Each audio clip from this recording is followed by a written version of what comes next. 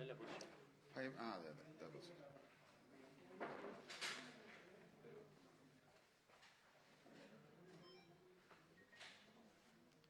ഒരു 5 മിനിറ്റും കൂടി കേട്ടോ. ഒരു പേപ്പറും കൂടി വരാൻ. എക്കോ വരുന്നുണ്ടോ അവിടെ നിന്ന്?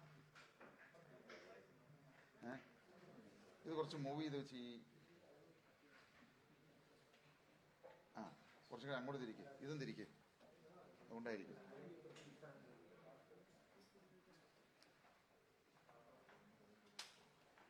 ശരിക്കും സ്പീക്കർ ആവശ്യമുണ്ടോ? എന്നാൽ പിന്നെ അത് ഓഫ് ചെയ്ത് കഴിഞ്ഞാലേ ഈ എക്കോ കുറയും ചിലപ്പോൾ.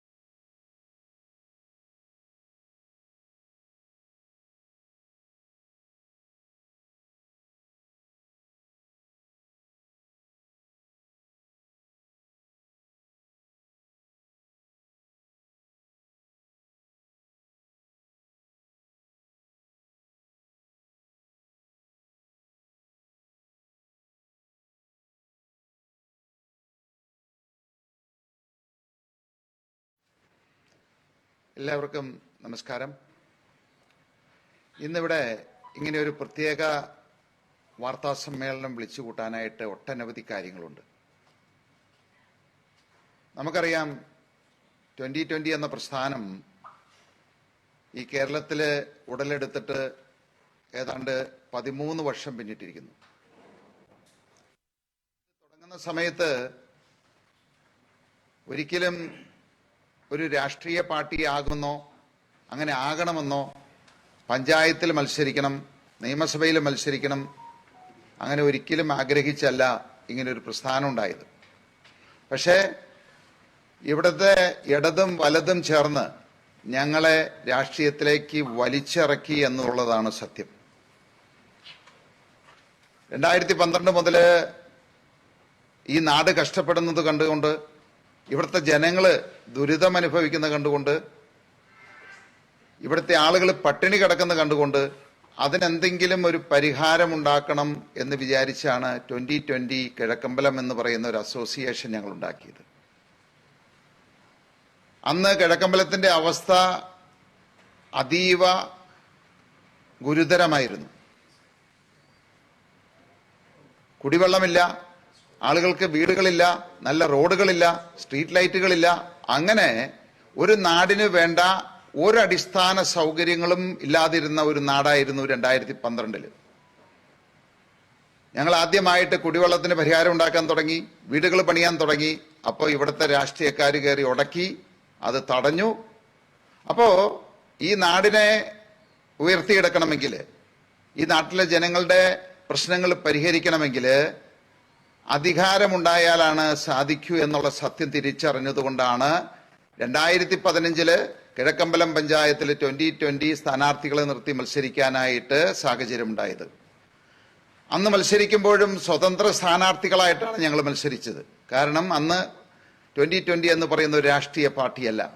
പക്ഷേ ആ തിരഞ്ഞെടുപ്പിലൂടെ ഞങ്ങൾ പോയി കഴിഞ്ഞപ്പോൾ ഇവിടത്തെ ഇടതും വലതും ചേർന്ന് ഞങ്ങളെ മത്സര രംഗത്ത് പോലും ആക്രമിച്ച് ഇല്ലാതെയാക്കാനായിട്ടുള്ള ഒരു ശ്രമം, ഒരു രാഷ്ട്രീയ പാർട്ടിയായിട്ട് ഞങ്ങൾ രജിസ്റ്റർ ചെയ്യാനായിട്ട് തീരുമാനിച്ചതും 2016 ഞങ്ങൾ രാഷ്ട്രീയ പാർട്ടിയായി ഞങ്ങൾ രജിസ്റ്റർ ചെയ്തത്. 2015 കിഴക്കമ്പലം എന്ന് പറയുന്ന പഞ്ചായത്തിൽ മാത്രം 19 സീറ്റുകളിൽ 2 ബ്ലോക്ക് വാർഡുകളിൽ ഞങ്ങൾ നിന്ന് മത്സരിച്ചപ്പോൾ 19-ൽ 17 വാർഡുകൾ ഞങ്ങൾ വിജയിച്ചു. 2 ബ്ലോക്ക് സീറ്റുകൾ ഞങ്ങൾ വിജയിച്ചു. അന്ന് കിഴക്കമ്പലത്തിന്റെ അധികാരം ഏറ്റെടുക്കുമ്പോൾ 39 ലക്ഷം രൂപ കടം ബാക്കി വെച്ചിട്ടാണ് അതിന്റെ മുൻ ഭരണസമിതി ഇറങ്ങിപ്പോയത്.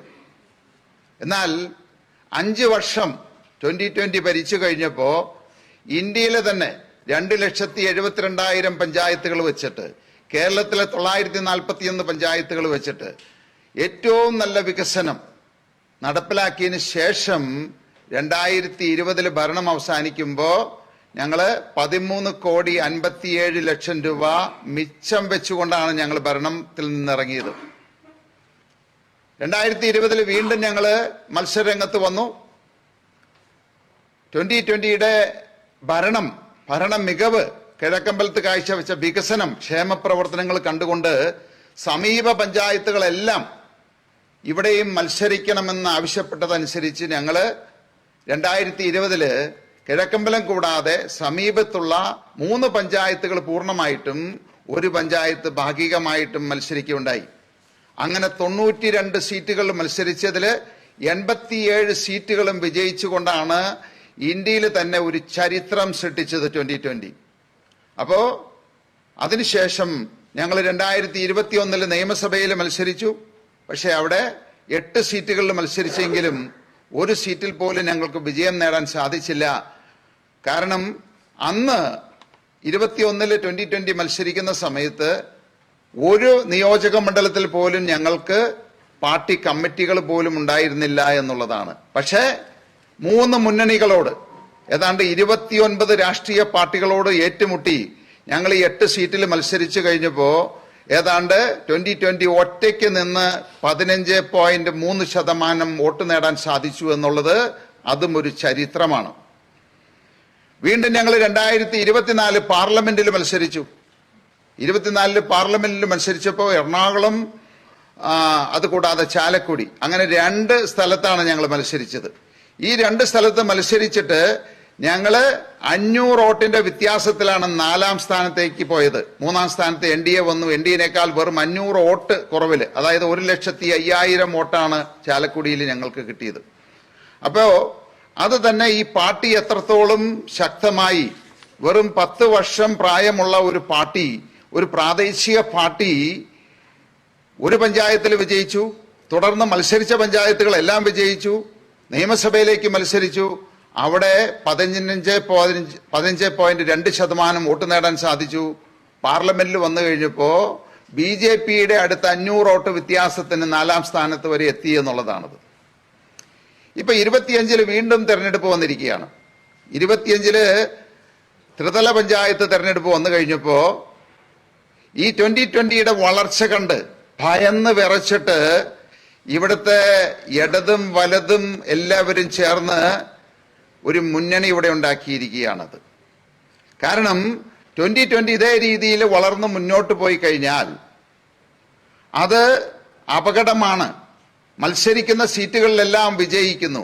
ആ സാഹചര്യം വന്നു കഴിഞ്ഞാൽ ഇടതും വലതിനെയും പിന്തള്ളിക്കൊണ്ട് ഒരു ദിവസം 2020 കേരളത്തിന്റെ അധികാരം ഏറ്റെടുക്കുന്ന സാഹചര്യത്തിലേക്ക് വരും എന്ന് ബോധ്യപ്പെട്ടതനുസരിച്ച് കോൺഗ്രസിന്റെയും കമ്മ്യൂണിസ്റ്റിന്റെയും സംസ്ഥാന നേതാക്കളും ജില്ലാ നേതാക്കളും ആയി കൂടിയാലോചിച്ച് അവര് ഗൂഢാലോചന നടത്തി ഇത്തവണത്തെ ത്രിതല പഞ്ചായത്ത് തെരഞ്ഞെടുപ്പോടെ 2020 ഇവിടെ നിന്ന് ഇല്ലാതാക്കാനായിട്ടുള്ള ഒരു കരാറാണ് ഉണ്ടാക്കിയിരിക്കുന്നത്.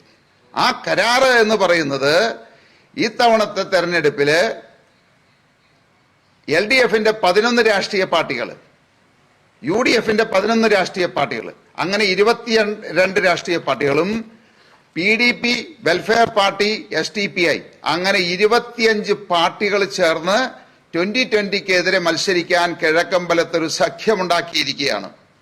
ആ സഖ്യം ഒന്നിച്ചു നിന്ന് ജനകീയ മുന്നണി, സ്വതന്ത്ര മുന്നണി, സ്വതന്ത്ര സ്ഥാനാർത്ഥി, അങ്ങനെ വിവിധ പേരുകളിൽ ഒരേ സ്ഥാനാർത്ഥിയെ തന്നെ നിർത്തി മത്സരരംഗത്ത് ഇറക്കാനാണ് അവർ തീരുമാനിച്ചത്. അപ്പോ ഈ കരാറനുസരിച്ച് ഇത്തവണ മത്സരിക്കുമ്പോൾ പഞ്ചായത്തിന്റെ ഭരണം UDFന് കൊടുക്കണം. അതാണ് കരാർ. അതായത് പഞ്ചായത്തിന്റെ ഭരണം UDFനെ ഏൽപ്പിക്കണമെങ്കിൽ CPM-ന്റെ ആരും മത്സരിക്കാൻ പാടില്ല. അതുകൊണ്ട് തന്നെ ആ കരാറിന്റെ ഭാഗമായിട്ട് CPM-ന്റെ ഒന്നാം കിട, രണ്ടാം കിട, മൂന്നാം കിട നേതാക്കന്മാരാരും മത്സര രംഗത്തില്ല. ഇതിനു മുൻപ് മത്സരിച്ച ഒരു സ്ഥാനാർത്ഥികളും മത്സര രംഗത്തില്ല. ഒരാള് പോലും ചിഹ്നത്തിൽ മത്സരിക്കുന്നില്ല. ഇരു മുന്നണികളും ചിഹ്നത്തിൽ മത്സരിക്കുന്നില്ല. അപ്പോ ഇവരെല്ലാവരും സ്വതന്ത്ര ചിഹ്നത്തില് ഒരു സ്ഥാനാർത്ഥിയെ വെച്ച് മത്സര രംഗത്തിറങ്ങേണ്ട സാഹചര്യം വന്നു. അപ്പോ അങ്ങനെയാണ് കിഴക്കമ്പലത്ത് മത്സരം നടക്കുന്നത്. അപ്പൊ ഇത്തവണത്തെ കരാർ അനുസരിച്ച് UDF-ന് പഞ്ചായത്ത് ഭരണം, അതായത് 2020-ൽ നിന്ന് ഭരണം പിടിച്ച് UDF-ന് കൊടുക്കുക. അതിന് പ്രത്യുപകാരമായിട്ട് 3-4 മാസം കഴിഞ്ഞ് വരുന്ന നിയമസഭാ തെരഞ്ഞെടുപ്പില് ഈ UDF-കാരടക്കം ഈ 24 രാഷ്ട്രീയ പാർട്ടികള് അരിവാൾ ചിറ്റിക്ക് വോട്ട് ചെയ്ത് LDF-നെ വിജയിപ്പിക്കണം. ഇപ്പോഴത്തെ MLA ശ്രീനിജനെ തന്നെ വീണ്ടും MLA ആയിട്ട് വിജയിപ്പിക്കണം. ഇതാണ് കരാറില് തീരുമാനിച്ചിരിക്കുന്നത്. ഇതിന് നമുക്കറിയാം, ഇപ്പോ ഞങ്ങള് വിവിധ സ്ഥലങ്ങളിൽ ഏതാണ്ട് 48 പഞ്ചായത്തുകളിലാണ് ഇത്തവണ മത്സരിക്കുന്നത്. 880ഓളം സ്ഥാനാർത്ഥികള് കേരളത്തിന്റെ തെക്കേ അറ്റം മുതൽ വടക്കേ അറ്റം വരെ മത്സരിക്കുന്നുണ്ട്. അങ്ങ് കൊല്ലം ജില്ലയിലെ പത്തനാപുരത്ത് ഞങ്ങൾ മത്സര രംഗത്തുണ്ട്. ഇവിടെ വടക്ക് പാലക്കാട് മുതലമട, അതായത് അത് കഴിഞ്ഞാൽ തമിഴ്നാടാണ്, അവിടെയും ഞങ്ങൾ മത്സരിക്കുന്നുണ്ട്. അപ്പോ അത് കൂടാതെ ഏറ്റവും പ്രാധാന്യമായിട്ടുള്ളത് എറണാകുളം ജില്ലയിലെ കൊച്ചിൻ കോർപ്പറേഷനിൽ ഞങ്ങൾ മത്സരിക്കുന്നുണ്ട് എന്നുള്ളതാണ്. അതിനോട് ചേർന്ന് കിടക്കുന്ന Thrippunithura municipality, Maradu municipality, Thrikkakara municipality. അപ്പൊ 3 മുനിസിപ്പാലിറ്റി, ഒരു കോർപ്പറേഷൻ, 48 പഞ്ചായത്തുകളിലായിട്ട് 880 സ്ഥാനാർത്ഥികളെ അണിനിരത്തിക്കൊണ്ടാണ് ഇത്തവണ 2020 മത്സരിക്കുന്നത്. അപ്പോ ഇത് ഞങ്ങള് തീരുമാനിച്ചത് 1600ഓളം സ്ഥാനാർത്ഥികളെ നിർത്താനായിട്ടാണ്. ഇവിടെയൊക്കെ സ്ഥാനാർത്ഥികളെ കണ്ടെത്തിയെങ്കിലും ഈ പറയുന്ന കോൺഗ്രസുകാരുടെ പ്രതിപക്ഷ നേതാവിന്റെ അടക്കം നേരിട്ട് ഞങ്ങളുടെ സ്ഥാനാർത്ഥികളെ വിളിച്ച് ഭീഷണിപ്പെടുത്തി പിന്തിരിപ്പിക്കുകയായിരുന്നു. അങ്ങനെ CPM-ന്റെ നേതാക്കളും കോൺഗ്രസിന്റെ ഉയർന്ന നേതാക്കളും ചാലക്കുടി MP ബെന്നി ബെഹനാനും അങ്ങനെയുള്ള ഉയർന്ന നേതാക്കന്മാരും ജില്ലാ നേതാക്കന്മാരും ഇവരെല്ലാവരും കൂടി 2020 തിരഞ്ഞെടുത്ത സ്ഥാനാർത്ഥികളെ ഭീഷണിപ്പെടുത്തിയും പ്രലോഭനങ്ങൾ കൊടുത്തും ഇവരെ പിന്മാറ്റുകയാണ് ഉണ്ടായത്. അല്ലെങ്കിൽ 1600ഓളം സ്ഥാനാർത്ഥികൾ മത്സരിക്കേണ്ട സ്ഥലത്ത് ഇപ്പോ 880 സ്ഥാനാർത്ഥികളായി ചുരുങ്ങിയതിന്റെ കാരണവും അത് തന്നെയാണ്. അപ്പൊ എത്രമാത്രം ഇവര് 2020-യെ ഭയക്കുന്നു എന്നുള്ളതാണത്. ഇന്ന് കേരളത്തില് CPM അല്ലെങ്കിൽ കോൺഗ്രസ് ഭയക്കുന്നത് BJP അല്ല, 2020-യാണ്.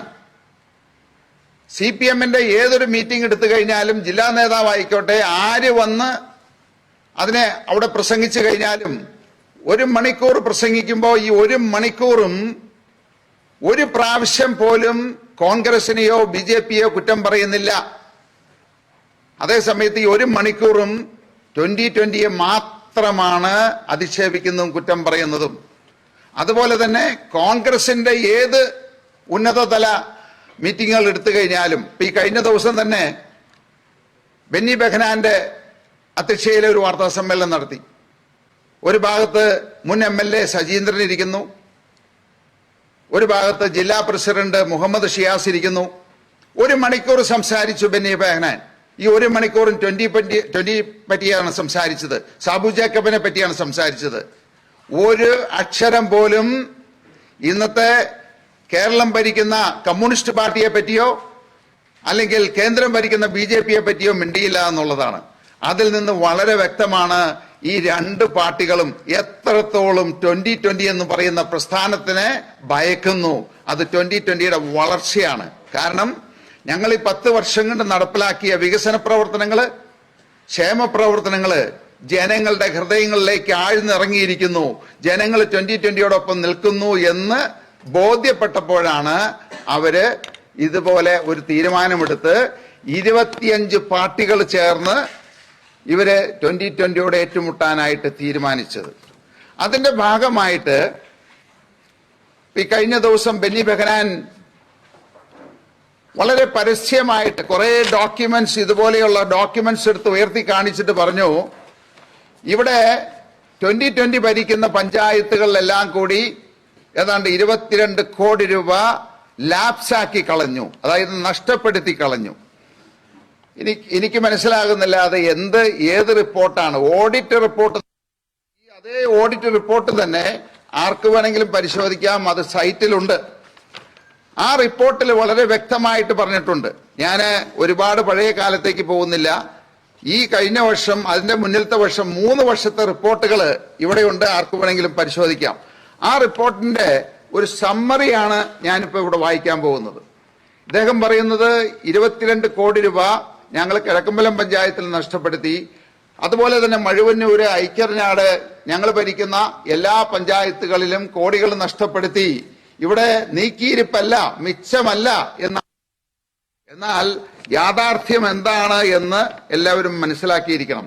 കാരണം ഈ തെരഞ്ഞെടുപ്പ് വരുമ്പോ ഇതുപോലെ കുറച്ച് പേപ്പർ പൊക്കി കാണിച്ചിട്ട് അതെല്ലാം എന്തെങ്കിലും വിളിച്ചു പറഞ്ഞ് ജനങ്ങളെ വഞ്ചിക്കുന്ന തെരഞ്ഞെടുപ്പ് ചട്ട ലംഘനമാണ് ഇവർ ചെയ്തിരിക്കുന്നത്. അപ്പോ അടുത്തിടയ്ക്ക് ഒരു ചാനല്, ആ ചാനൽ എന്ത് ചെയ്തു എന്ന് വെച്ച് കഴിഞ്ഞാല്, അതും CPM കോൺഗ്രസും കൂടി ഓപ്പറേറ്റ് ചെയ്തതാണ്. ആ ചാനലിനെ വിളിച്ചിട്ട്, ഇവിടുത്തെ തെരഞ്ഞെടുപ്പ് ഉദ്യോഗസ്ഥനാണ് പഞ്ചായത്ത് സെക്രട്ടറി, ആ സെക്രട്ടറിയുടെ ഒരു ഇന്റർവ്യൂ എടുത്തിട്ട് സെക്രട്ടറി പറയാണ് ഈ ബെന്നി ബെഹനാനും ഇവരെല്ലാം പറഞ്ഞത് ശരിയാന്നുള്ളത്. ഇതിന്റെ അടിസ്ഥാനത്തിലാണ് അദ്ദേഹത്തിനെതിരെ ഞങ്ങള് ഇലക്ഷൻ കമ്മീഷനിൽ പരാതി കൊടുത്തിട്ടുണ്ട്, ഹൈക്കോടതിയിൽ പരാതി കൊടുത്തിട്ടുണ്ട്, അന്വേഷണം നടന്നുകൊണ്ടിരിക്കുന്നു. അത് ക്രിമിനൽ കുറ്റമാണ് ചെയ്തത്. അദ്ദേഹം ഇവിടെ പറഞ്ഞത് മുഴുവൻ ആളുകൾ തെറ്റിദ്ധരിപ്പിക്കുന്ന പ്രസ്താവനയാണ്. ഇപ്പോ 22-23 വർഷമാണ് ഞാൻ പറയുന്നത്. പഞ്ചായത്ത് ഫണ്ട് നഷ്ടം ഇല്ല. ഇത് ഓഡിറ്റ് റിപ്പോർട്ടില് ആര് വേണമെങ്കിലും സൈറ്റിൽ കയറി നോക്കിയാൽ കാണാം. ഇത് ഉയർത്തി കാണിക്കുന്നതല്ല, ഇത് കഴിഞ്ഞാൽ ആർക്ക് വേണമെങ്കിലും പരിശോധിക്കാം ഞാൻ ഈ പറയുന്ന കാര്യങ്ങൾ. ഇതിന്റെ കോപ്പിയും എല്ലാവർക്കും തരാം. പഞ്ചായത്ത് ഫണ്ട് നഷ്ടം 22-23 ഇല്ല, 23-24 ഇല്ല, 24-25 ഇല്ല. CFC സെൻട്രൽ ഫണ്ട്, ഇത് കേന്ദ്ര ഗവൺമെന്റിന്റെ ഫണ്ടാണത്. ഇവിടുത്തെ സെക്രട്ടറി ഒരു ചാനലിനോട് പറയാണ്, ചാനൽ 5 മിനിറ്റ് പ്രക്ഷേപണം ചെയ്യാണത്, CFC ഫണ്ട് ലാപ്സ് ആവുമെന്ന്. അയാൾ ഇത്രയും കാലം സെക്രട്ടറി ആയിട്ട് ഇരുന്നിട്ട് പഞ്ചായത്ത് രാജ് നിയമം എന്താണെന്നോ പഞ്ചായത്ത് എങ്ങനെയാണ് ഫംഗ്ഷൻ ചെയ്യുന്ന പോലും അറിയില്ല എന്നുള്ള ഏറ്റവും വലിയൊരു വിഡ്ഢിത്തരമാണത്. സെൻട്രൽ ഫണ്ട് എന്ന് പറയുന്നത് ആ ഫണ്ട് നമുക്ക് പഞ്ചായത്തിലേക്ക് നിക്ഷേപിക്കുകയാണത്. അത് ഒരിക്കലും തിരിച്ചെടുക്കില്ല, നഷ്ടപ്പെടില്ല, നഷ്ടപ്പെടാൻ സാധിക്കില്ല അത്.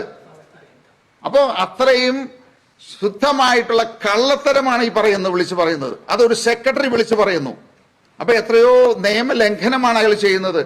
അവിടെ ഈ ഓഡിറ്റ് റിപ്പോർട്ടിൽ കൃത്യമായിട്ട് പറഞ്ഞിട്ടുണ്ട്, CFC നഷ്ടം ഇല്ല, 2023-24 ഇല്ല, 24-25 ഇല്ല. ഇനി കേന്ദ്ര സംസ്ഥാന സർക്കാർ മറ്റ് സ്ഥാപനങ്ങൾക്കുണ്ടായ നഷ്ടം 22-23-25 ഇല്ല, ഇല്ല, ഇല്ല. സംയുക്ത ഫണ്ട് എന്ന് പറയുന്നു കഴിഞ്ഞാൽ പഞ്ചായത്തും ബ്ലോക്ക് പഞ്ചായത്തും ജില്ലാ പഞ്ചായത്തും കൂടി നടപ്പിലാക്കുന്ന അവിടെയും 3 വർഷവും ഇല്ല, ഇല്ല എന്ന് തന്നെയാണ് ഉത്തരം. ഇനി സംയുക്ത ഫണ്ട് വിനിയോഗം 100%, 3 സാമ്പത്തിക വർഷവും 100%. വരവ് നഷ്ടം 22-23 0. നമ്മുടെ ഓൺ ഫണ്ട്, ജനങ്ങളുടെ നികുതി പണം നമ്മൾ കളക്ട് ചെയ്യുന്നതാണ്. വരവ് നഷ്ടം 0 ആണ്. 23-24 0. 24-25 18,460 രൂപ വരവ് നഷ്ടം സംഭവിച്ചിട്ടുണ്ട്. അതായത് പ്രൊഫഷണൽ ടാക്സ് ചില കമ്പനികളുടെ, അത് കിറ്റക്സോ അല്ലെങ്കിൽ ഞങ്ങളുടെ സ്ഥാപനങ്ങളല്ല, മറ്റ് ചെറുകിട സ്ഥാപനങ്ങളിൽ നിന്ന് ഉദ്യോഗസ്ഥന്മാരുടെ കുഴപ്പം കൊണ്ട് വന്നിരിക്കുന്ന നഷ്ടമാണ്. അതിൽ ഉത്തരവാദി ആരാണ്? സെക്രട്ടറി അജീത്. റിപ്പോർട്ടിൽ കൃത്യമായിട്ടുണ്ട്. അതിന്റെ ഉത്തരവാദി ഭരണസമിതിയല്ല. ആ നഷ്ടം വന്നിരിക്കുന്നത് 18,460 രൂപ. സെക്രട്ടറിയാണ് അതിന്റെ ഉത്തരവാദി. ഇനി ചെലവ് നഷ്ടം ഈ 3 വർഷവും 0, 0, 0. ഇനി അടുത്തത് വരവ് നിരീക്ഷണം. വരവിന്റെ കാര്യത്തില് ഓഡിറ്റ് നിരീക്ഷണമാണ്. ആ നിരീക്ഷണത്തില് നിരീക്ഷണമില്ല, ആവശ്യമില്ല, ഇല്ല. 3 വർഷവും ഇല്ല എന്നാണ്. ചെലവ് നിരീക്ഷണം ഇല്ല, ഇല്ല, ഇല്ല. അന്വേഷണം ആവശ്യമുണ്ടോ? തുടരന്വേഷണം, അതും ഇല്ല, ഇല്ല, ഇല്ല എന്ന് പറഞ്ഞു കഴിഞ്ഞാൽ വളരെ ക്ലീൻ ആയിട്ടുള്ള റിപ്പോർട്ട്, ഇതിന്റെ കോപ്പി നിങ്ങൾക്ക് തരാം. ഈ പറയുന്ന ഓഡിറ്റ് റിപ്പോർട്ടുകളെല്ലാം സൈറ്റിലുണ്ട്. ഞാൻ ഈ പറയുന്ന വസ്തുതകൾ തെളിയിക്കാനായിട്ടുള്ള അപ്പോ വളരെ പച്ചയായി ഇങ്ങനെയുള്ള കാര്യങ്ങള് ആളുകളെ തെറ്റിദ്ധരിപ്പിച്ചുകൊണ്ട് ഈ തെരഞ്ഞെടുപ്പില് 2020 പരാജയപ്പെടുത്താനായിട്ടുള്ള ഒരു ശ്രമമാണ് ഇവിടെ നടന്നിരിക്കുന്നത്. ഇനി 32 കോടി രൂപ നിക്ഷേപമുണ്ടെന്ന് പറയുന്നു. ഞങ്ങള് 2015 ഭരണം ഏറ്റെടുക്കുമ്പോൾ ഞാൻ പറഞ്ഞു 39 ലക്ഷം രൂപ കടമായിരുന്നു. അത് 2020 എല്ലാ വികസനങ്ങളും പൂർത്തിയാക്കിയതിനു ശേഷം ഞങ്ങള് 13 കോടി 57 നിക്ഷേപമിട്ടു. 2025 ഇപ്പൊ 10 വർഷം തികയുമ്പോ ആ നിക്ഷേപം 32 കോടി രൂപ 96 ലക്ഷം രൂപയാണ് ഡെപ്പോസിറ്റ് ഉള്ളത്. അപ്പൊ അതൊരു നിക്ഷേപം ഇല്ല എന്നാണ് ഇവിടുത്തെ കോൺഗ്രസ്സുകാരും കമ്മ്യൂണിസ്റ്റുകാരും പറയുന്നത്.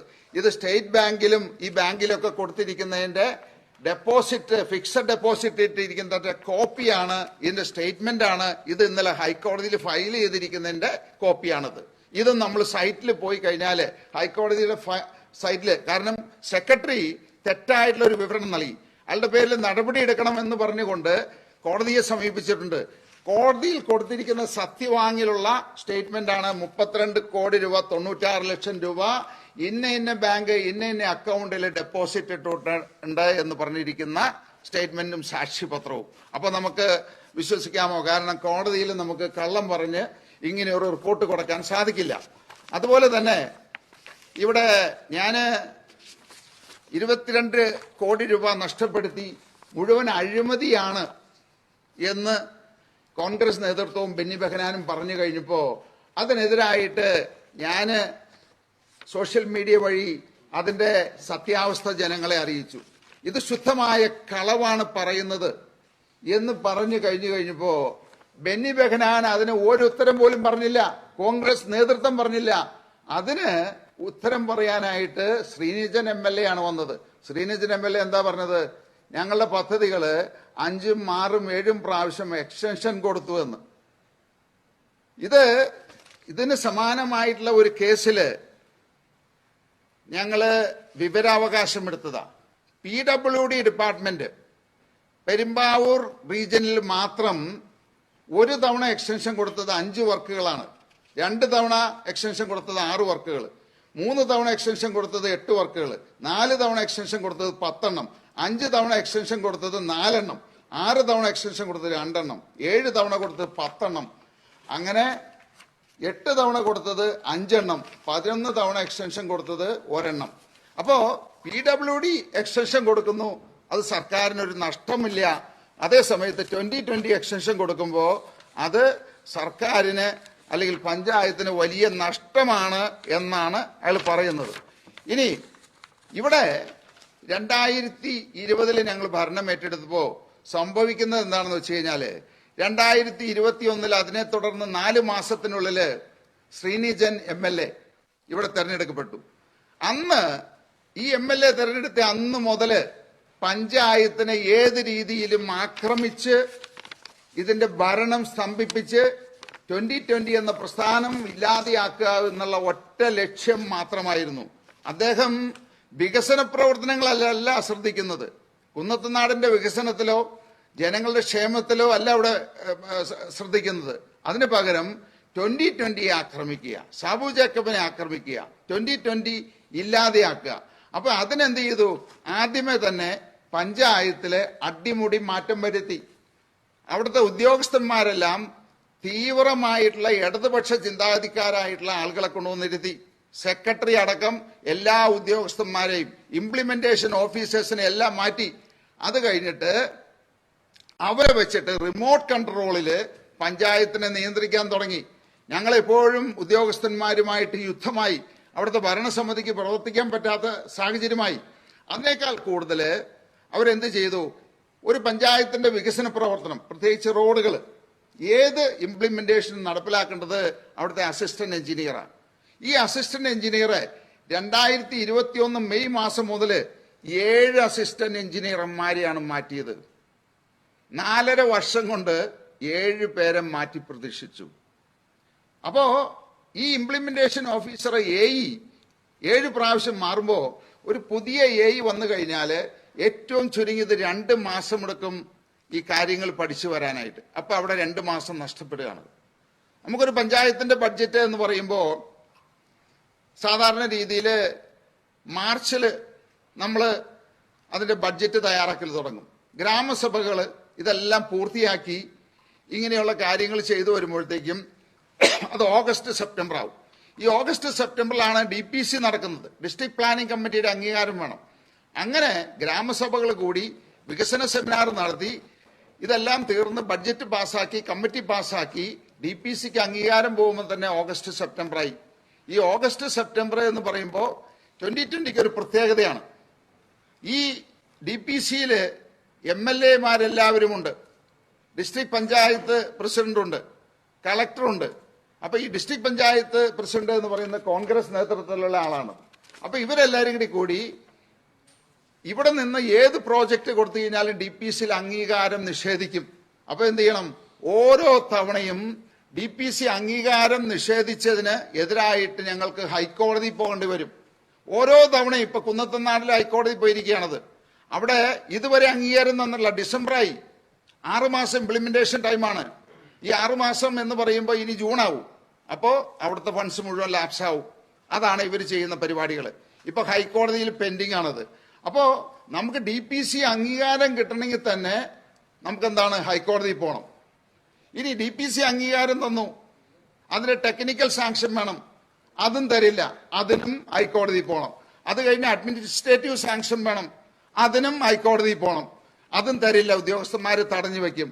അത് കഴിഞ്ഞാലോ ഇനി ഇതെല്ലാം അതിജീവിച്ച് നമ്മൾ കോൺട്രാക്ടർക്ക് വർക്ക് കൊടുത്തു കഴിഞ്ഞാൽ കോൺട്രാക്ടറെ തടയും. CPMകാര്, DYFIക്കാര്, CPMകാർ എല്ലാവരും കൂടി കൂടിയിട്ട് CITക്കാരെല്ലാവരും കൂടി കൂടിയിട്ട് കോൺട്രാക്ടർ തടയും, പണി മുന്നോട്ട് വിടില്ല. അപ്പൊ അങ്ങനെ വരുമ്പോ കോൺട്രാക്ടർക്ക് പോലീസ് സംരക്ഷണത്തിന് ഹൈക്കോടതിയിൽ പോകണം. അപ്പോ അങ്ങനെ പോയി കഴിഞ്ഞാൽ സംരക്ഷണം കൊടുക്കാൻ പറഞ്ഞാൽ പോലും ഒരിക്കലും ഇവരുടെ CPMകാർ പോലീസുകാരെ സ്വാധീനിച്ച് സംരക്ഷണം കൊടുക്കാറില്ല. ഇപ്പൊ അതിന് ഏറ്റവും വലിയൊരു ഉദാഹരണമാണ് മനോഹരമായ ഒരു ബസ് സ്റ്റാൻഡ് ഇവിടെ പണിയുന്നുണ്ട് യൂറോപ്യൻ മാതൃകയിൽ. ആ ബസ് സ്റ്റാൻഡിന് ഇവര് CPMകാരും CITക്കാരും എല്ലാവരും കൂടി തുറന്നുവിട്ട് ബലം പ്രയോഗിച്ച് അതിന് പണി നടന്നുകൊണ്ടിരിക്കുമ്പോൾ, അല്ലെങ്കിൽ ഈ ഇലക്ഷന് മുമ്പ് അത് തുറന്നു കൊടുത്ത് ജനങ്ങൾക്ക് അത് അനുഭവിക്കേണ്ട ഒരു കാര്യമാണ്. അവിടെ ഇവർ ബലം പ്രയോഗിച്ച്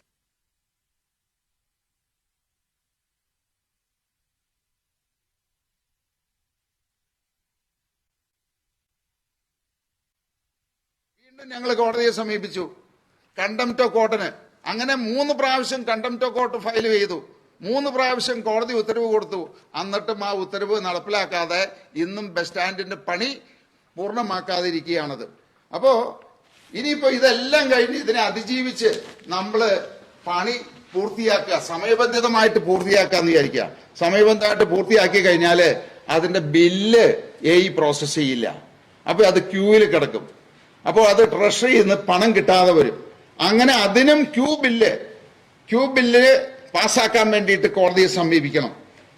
ഇപ്പോ ഈ കഴിഞ്ഞ 5 വർഷത്തിനുള്ളിൽ 447 പ്രാവശ്യം കോടതിയെ സമീപിക്കേണ്ടി വന്ന ഒരു പാർട്ടിയാണ് 2020.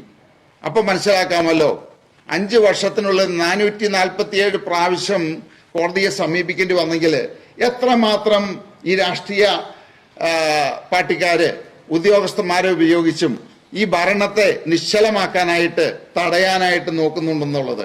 ഇനി കഴിഞ്ഞ ആഴ്ച മാത്രം, അതായത് കഴിഞ്ഞ 10 ദിവസത്തിനുള്ളിൽ 11 റിട്ടാണ് ഫയൽ ചെയ്യേണ്ടതായിട്ട് വന്നത്. 11 റിട്ടുകൾ. ഇപ്പൊ അതിലൊന്നാണ് ഈ സെക്രട്ടറിക്കെതിരെയുള്ള റിട്ട് അടക്കം 11 റിട്ടുകൾ. അപ്പൊ ഇതുപോലെയാണ് ഇതിന്റെ ഭരണം മുന്നോട്ട് പോയിക്കൊണ്ടിരിക്കുന്നത്. ഇപ്പോ ഇനി വേറൊരു കാര്യം, ഇവിടെ 3 കാര്യങ്ങളാണ്. പഞ്ചായത്തിനെ സംബന്ധിച്ച് 3 ഫണ്ടാണ് വരുന്നത്. ഒന്ന് കേന്ദ്ര സർക്കാരിന്റെ ഫണ്ട്, അത് ലാപ്സായി എന്നാണ് സെക്രട്ടറിയും പറയുന്നത്, ബെന്നി ബെഹനാനും പറയുന്നത്, കോൺഗ്രസ് നേതൃത്വം എല്ലാവരും പറയുന്നത്. ഈ കേന്ദ്ര ഫണ്ട് ഒരിക്കലും ലാപ്സാവില്ല. അത് നേരെ പഞ്ചായത്തിന്റെ അക്കൗണ്ടിൽ വരുന്നു. 1 വർഷം കഴിഞ്ഞാലും 2 വർഷം കഴിഞ്ഞാലും 3 വർഷം കഴിഞ്ഞാലും അതൊരിക്കലും ലാപ്സ് ആവാൻ പോകുന്നില്ല. ഇനി രണ്ടാമതുള്ളത് സംസ്ഥാനത്തിന്റെ ഫണ്ട്. സംസ്ഥാനത്തിന്റെ ഫണ്ട് ഒരിക്കലും നമുക്ക് തരുന്നില്ല. ആ ഫണ്ട് അനുവദിക്കുന്നേ ഉള്ളൂ. നമ്മൾ എന്ത് ചെയ്യണം? ആ പദ്ധതികൾ നടപ്പിലാക്കിയിട്ട് മാർച്ച് 31 മുമ്പ് നമ്മൾ ബില്ലുകൾ സബ്മിറ്റ് ചെയ്യണം എന്നാണ് പറയുന്നത്. നമ്മളെപ്പോഴും മാർച്ച് 15, 20 മുമ്പായിട്ട് ബില്ലുകൾ സബ്മിറ്റ് ചെയ്യും. പക്ഷെ മാർച്ച് 1 മുതൽ തന്നെ ട്രഷറി നിയന്ത്രണം കൊണ്ടുവരിക. ട്രഷറി നിയന്ത്രണം കൊണ്ടുവരുമ്പോൾ ഒരിക്കലും ഈ ബില്ലുകൾ പാസ്സാവില്ല. അപ്പൊ സംസ്ഥാനത്ത് അനുവദിക്കുന്നതല്ലാതെ ഫണ്ട് അവിടെ ലഭ്യമല്ല എന്നുള്ളതാണ് അതിന്റെ ഏറ്റവും വലിയ സത്യാവസ്ഥ. അതിന് പകരം അത് പഞ്ചായത്തിന്റെ തലയിൽ പഞ്ചായത്തിന്റെ പിടിപ്പുകേടായിട്ട് വരുത്തും. അതും ഞങ്ങൾ കോടതിയിൽ പോയിട്ട് കഴിഞ്ഞ വർഷം മാത്രം 1 കോടി ഏതാണ്ട് 67 ലക്ഷം രൂപ കോടതി വീണ്ടും കൊടുക്കാൻ പറഞ്ഞ് ഞങ്ങൾ ഉത്തരവ് മേടിച്ചിട്ടുണ്ട്. ഇനിയിപ്പോ ഈ ആക്ഷേപം പറയുന്നവര് കൊച്ചിൻ കോർപ്പറേഷൻ ഒന്നെടുക്കുക. അതില് 24, 25 റിപ്പോർട്ട് സൈറ്റിൽ അവൈലബിൾ അല്ല. പക്ഷെ 23, 24 റിപ്പോർട്ടിന് മാത്രം 155 കോടി രൂപയാണ് ലാപ്സ് ആക്കിയിരിക്കുന്നത്. ഇവരാണ് എന്നെ കുറ്റം പറയുന്നത്, 2020 കുറ്റം പറയുന്നത്. കാരണം കൊച്ചിൻ കോർപ്പറേഷനിൽ 1 വർഷം ലാപ്സ് ആയിരിക്കുന്ന ഫണ്ടാണ് ഓഡിറ്റ് റിപ്പോർട്ടിൽ 5 കോടി രൂപ എന്ന് പറഞ്ഞാൽ 5 വർഷം കൊണ്ട് ഏറ്റവും ചുരുങ്ങിയത് 700 കോടി രൂപയെങ്കിലും കൊച്ചിൻ കോർപ്പറേഷനിൽ നഷ്ടപ്പെടുത്തിയിട്ടുണ്ടാവാം. അപ്പൊ ഇതിനൊക്കെ ഏറ്റവും പ്രധാനമായിട്ടുള്ള ഒരു കാര്യമെന്ന് പറയുന്നത്, ഇവിടെ കഴിഞ്ഞ 10 വർഷം 2020 പഞ്ചായത്ത് ഭരിച്ചു കഴിഞ്ഞപ്പോ ഞങ്ങൾ മനസ്സിലാക്കിയ ഒരു സത്യമുണ്ട്. ആ സത്യം എന്ന് പറയുന്നത്, ശരാശരി കേരളത്തിലെ 941 പഞ്ചായത്തുകളുണ്ട്.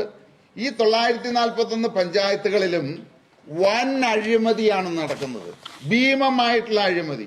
ഭീമമായിട്ടുള്ള അഴിമതി എന്ന് പറഞ്ഞു കഴിഞ്ഞാൽ 941 പഞ്ചായത്തുകൾ, 87 മുനിസിപ്പാലിറ്റികൾ, 6 കോർപ്പറേഷനുകൾ. ഒരു വർഷം ജനങ്ങളുടെ നികുതി പണം 5000 കോടി രൂപയെങ്കിലും ഇവിടുത്തെ ഇടത് വലത് പാർട്ടികൾ ചേർന്ന് അടിച്ചു മാറ്റുന്നുണ്ട് എന്നുള്ളതാണ്. ഒരു വർഷമാണ് ഞാനീ പറയുന്നത്. അതായത് ശരാശരി അഴിമതി തടഞ്ഞു കഴിഞ്ഞാല് കേരളത്തിലെ ഒരു പഞ്ചായത്തില് നമുക്ക് ഒരു വർഷം 3 കോടി രൂപ മിച്ചം വെക്കാൻ സാധിക്കും. എന്ന് പറഞ്ഞു കഴിഞ്ഞാല് ഏറ്റവും നല്ല രീതിയിൽ നമ്മൾ റോഡുകളും സ്ട്രീറ്റ് ലൈറ്റുകളും അവിടുത്തെ പ്രവർത്തനങ്ങളും ക്ഷേമ പ്രവർത്തനങ്ങളും നടപ്പിലാക്കിയാൽ മിച്ചമുണ്ടാകുന്ന തുകയാണ് ഞാൻ പറയുന്നത്. അത് രാഷ്ട്രീയ പാർട്ടിക്കാർ ഒരിക്കലും നടപ്പാക്കാറില്ല. അവർ ചെയ്യുന്ന റോഡ് 6 മാസത്തിൽ ഒഴുകിപ്പോകും. അപ്പൊ ആ തുക എത്രയോ ഭീമമാണെന്ന് ആലോചിച്ച് നോക്കി. അപ്പൊ ഏറ്റവും നല്ല രീതിയിൽ നമ്മൾ റോഡുകൾ തീർക്കുകയും വികസന പ്രവർത്തനങ്ങൾ തീർക്കുകയും ചെയ്ത് കഴിഞ്ഞാൽ തന്നെയും ഒരു വർഷം ഒരു പഞ്ചായത്തില് ശരാശരി 3 കോടി. ഞങ്ങൾ 15 മുതൽ 20 വരെ കിഴക്കമ്പലം പഞ്ചായത്ത് ഭരിക്കുമ്പോ ശരാശരി 2.25 കോടി രൂപ മിച്ചമുണ്ടാക്കി. അത് 2020-25 രണ്ടാം ടൈം വന്നു കഴിഞ്ഞപ്പോ കോടി എന്നുള്ളത് 4 കോടി രൂപ ഒരു വർഷം ഞങ്ങൾ മിച്ചമുണ്ടാക്കി. അങ്ങനെയാണ് 32 കോടി രൂപ നീക്കിയിരിപ്പുണ്ടായത്. ഇനി മൂന്നാമതൊരു ടൈം കൂടി ഞങ്ങൾക്ക് അധികാരം തന്നു കഴിഞ്ഞാല് ഇത് 6 കോടിയിലേക്ക് ഉയരും. അപ്പൊ ഒന്ന് ആലോചിച്ച് നോക്ക്, എത്ര ഭീമമായിട്ടുള്ള തുകയാണ് ജനങ്ങളുടെ പാവപ്പെട്ടവരുടെ അധ്വാനത്തിന്റെ നികുതി പണം ഇടത് വലത് രാഷ്ട്രീയക്കാർ അടിച്ചു മാറ്റുന്നത്. ഒരു ടേമിലേക്ക് ഇപ്പൊ ത്രിതല തെരഞ്ഞെടുപ്പ് നടക്കുകയാണ്. ഈ 5 വർഷം അധികാരം ഇടതിനും വലതിനും കൊടുത്തു കഴിയുമ്പോ കേരളത്തിന് ഇവിടുത്തെ ജനങ്ങൾക്ക് നഷ്ടമാകുന്നത് 25,000 കോടി രൂപയാണ്. ഇത് പുറത്ത് കൊണ്ടുവന്നതിനാണ് ഈ മാഗസിനിൽ ഇതിനെ പറ്റിയെല്ലാം വ്യക്തമായിട്ട് പറഞ്ഞിട്ടുണ്ട്. ഞങ്ങൾ ചെയ്ത 10 വർഷത്തിലുള്ള നടപ്പിലാക്കിയ കാര്യങ്ങളാണ് ഇതിനകത്ത് പറഞ്ഞിരിക്കുന്നത്. അപ്പൊ ഇതിൽ ഓരോന്നും എണ്ണി എങ്ങനെയാണ് അഴിമതി നടക്കുന്നത് എന്ന് വിളിച്ചു പറഞ്ഞു കഴിഞ്ഞപ്പോ എല്ലാ രാഷ്ട്രീയ പാർട്ടിക്കാർക്കും കുരുപൊട്ടി എന്നുള്ളതാണത്. അപ്പൊ അതുകൊണ്ട് അവര് തീരുമാനിച്ചു, ഇനി അങ്ങോട്ട് 2020 മുന്നോട്ട് വിട്ടുകഴിഞ്ഞാല് കേരളം കൈവിട്ട് പോകും എന്ന് പൂർണ്ണ ബോധ്യം വന്നു കഴിഞ്ഞപ്പോ ഇവരെല്ലാവരും കൂടി ഒന്നിച്ച് നിന്ന് ഞങ്ങളെ ആക്രമിക്കുന്ന പരിപാടിയാണ് ഇപ്പൊ നടന്നുകൊണ്ടിരിക്കുന്നത്. അതാണ് ഈ ഇലക്ഷനിൽ നടക്കുന്നത്. ഇനി ഒരു കാര്യം, 3 കാര്യങ്ങൾ ഞങ്ങൾ വ്യക്തമായിട്ട് പറയാം. ഒന്ന്, ജനങ്ങളുടെ പൈസ അല്ലെങ്കിൽ സർക്കാരിന്റെ പൈസ ഒരു രൂപ പോലും, ഒരു പൈസ പോലും അവിടെ അഴിമതി നടന്നിട്ടില്ല. ഒരു പൈസ പോലും ഞങ്ങള് ലാപ്സാക്കി കളഞ്ഞിട്ടില്ല. രണ്ടാമത്തെ കാര്യം, ഞങ്ങൾ വലിയൊരു സേവിങ്സ് ഇവിടെ ഉണ്ടാക്കിയിട്ടുണ്ട്. സേവിങ്സ് എന്ന് പറഞ്ഞു കഴിഞ്ഞാൽ സാധാരണ രീതിയിൽ ഏത് പഞ്ചായത്തുകൾ നിങ്ങൾ പരിശോധിച്ച് നോക്കിയാൽ ഒരു സ്ട്രീറ്റ് ലൈറ്റ് ഇടുന്നതിന് 2500 രൂപയാണ് അവർ ചെലവാക്കുന്നത്. ഈ 2500 രൂപ കൊടുത്തു കഴിഞ്ഞാൽ ഒരു കിണ്ണം കമത്തിയ മാതിരി ഉള്ള ലൈറ്റും അതിലൊരു ബൾബ് കൊണ്ടുപോയിടുന്നത്. ആ പദ്ധതി തന്നെ 1700 രൂപയ്ക്കാണ് കിഴക്കമ്പലം പഞ്ചായത്തും 2020 പഞ്ചായത്തുകളും നടപ്പിലാക്കുന്നത്. എന്ന് പറഞ്ഞു കഴിഞ്ഞാൽ 2500-നേക്കാൾ 30% അവിടെ സേവിങ്സ് ഉണ്ടാക്കിയിരിക്കുന്നത്. ഞങ്ങള് 30% ആ പഞ്ചായത്ത് സേവിക്കുകയാണ്, ജനങ്ങളെ സേവിക്കുകയാണത്. അപ്പോ അത് ഏറ്റവും ആധുനികമായിട്ടുള്ള ലൈറ്റ് ഇടുന്നതിനാണത്. ഏറ്റവും ആധുനികം എന്ന് പറഞ്ഞു കഴിഞ്ഞാല് ഫിലിപ്സ് പോലെയുള്ള കമ്പനികളിൽ നിന്ന് ഓട്ടോമേറ്റഡ് സെൻസറുള്ള LED ലൈറ്റുകൾ 3 വർഷത്തെ ഗ്യാരണ്ടിയോട് 1700 രൂപയ്ക്ക് ഞങ്ങൾ സ്ഥാപിക്കുകയാണത്. അതിന് പകരം മറ്റ് പഞ്ചായത്തുകൾ നോക്കിക്കഴിഞ്ഞാൽ 2500 രൂപ എഴുതിയെടുക്കുന്നു. ആ 2500 രൂപ എഴുതിയെടുത്തിട്ട് ഈ കിണ്ണം കമ്മത്തിയുള്ള ബൾബാണ് ഇവരിട്ടുകൊണ്ടിരിക്കുന്നത്. അപ്പോ ഇവിടെ അത് ഞാൻ ഒരു കാര്യത്തിൽ മാത്രമാണ്. അതുപോലെ ഞങ്ങൾ റോഡുകൾ പണി നടത്തുമ്പോൾ സാധാരണ രീതിയിൽ ഏത് പഞ്ചായത്തിൽ നോക്കിക്കഴിഞ്ഞാലും ഇതൊരു കൂട്ട് കച്ചവടമാണ്. രാഷ്ട്രീയക്കാരും കോൺട്രാക്ടറും ഉദ്യോഗസ്ഥന്മാരും കൂടി കൂടിയിട്ടുള്ള ഒരു മാഫിയ, അതാണ് പഞ്ചായത്തുകൾ ഭരിക്കുന്നത്. ഈ മാഫിയയുടെ ജോലി എന്താണത്?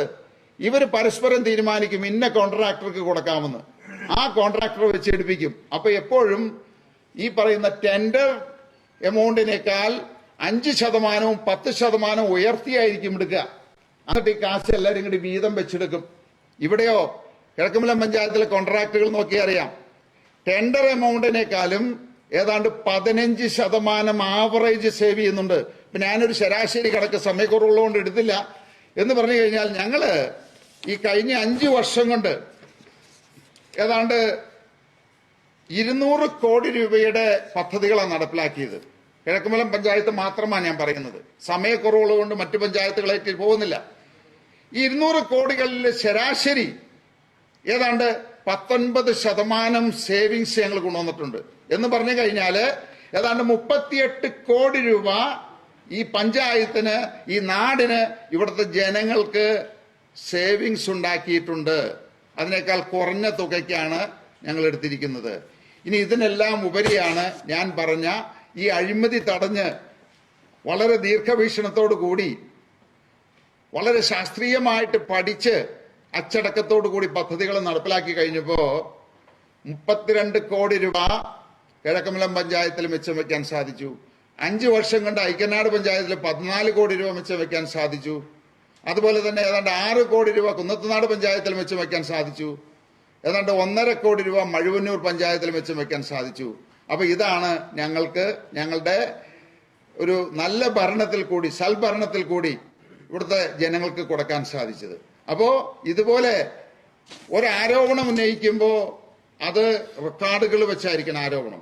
ഞാൻ ഇവിടെ പറഞ്ഞിരിക്കുന്ന ഏത് കാര്യങ്ങളും സൈറ്റിൽ അവൈലബിൾ ആണ്, കോടതിയിൽ അവൈലബിൾ ആണ്. ഇതെല്ലാം ആർക്ക് വേണമെങ്കിലും എപ്പോ വേണമെങ്കിലും പരിശോധിക്കാവുന്ന ഒരു സംഗതിയാണത്.